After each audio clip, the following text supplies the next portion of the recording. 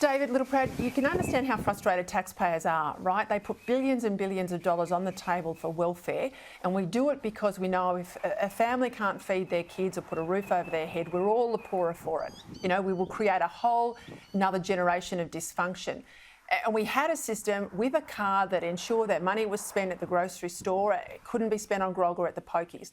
But we're now in a situation where, in a lot of these communities, where exactly what you're talking about, these kids are going hungry because the money's gone back into the grog.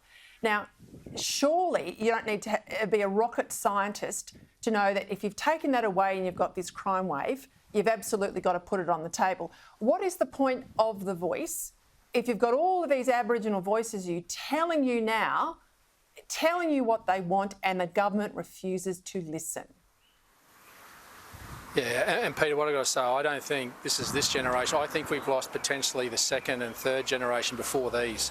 And that's because the fact that we've given money out, and with all great intent, but without mutual responsibility. We've spent lots of money in making sure that we help the disadvantaged, and many of those are in these remote communities, and particularly in Indigenous Australians. But if they can't put money on the table, it is a privilege, not a right, to get Australian taxpayers' money, no matter your race, your religion, your creed. But with that comes a responsibility that you live up to what society expects you to do, which is to give safe shelter to your family, to your children, and food. And if you can't do that, that's when governments involve themselves and put in policies like the cashless debit card. And when the local council, who sat down with the Indigenous community and went to Perth and have told and cried out, the mayor here himself, I've just met before, cried out to the Prime Minister to visit, to come and listen, then the 226 voices that are in Parliament are useless. The 11 Indigenous Australians that are elected to Parliament are useless. Why put another layer of bureaucracy? This is just about executive government taking the bureaucracy by the scruff of the neck, getting them out of Canberra, not sending Indigenous Australians to Canberra, but to send them from Canberra to these communities and sit around the town halls and not leave these places until the bespoke solutions for Carnarvon is devised and the programs are run out.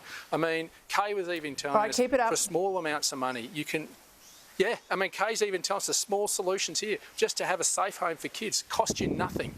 Yet we're going to spend billions on a voice that'll do nothing but continue to perpetrate. And where is the ambitious goal to say we will end the gap by a certain date? By putting in our constitution, we are effectively saying we are putting up with mediocrity and failure. We should have an ambitious goal to say we've closed the gap by 2035 or whatever it may be, and then we're all equal, we've all got the advantage, and we get on with the job of living as great Australians in a great country.